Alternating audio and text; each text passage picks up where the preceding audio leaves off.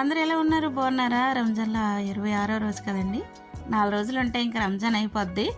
అలాగనే మళ్ళీ మామూలు రోజులు స్టార్ట్ అయిపోతాయి. కానీ ఈ రంజాన్లో మిమ్మల్ని అందరినీ ఇబ్బంది పెట్టినందుకు సారీ, ఏమనుకోవద్దు. అలాగే నేను ఈరోజు పతూరకి చికెన్ టిక్కా చేస్తున్నానండి.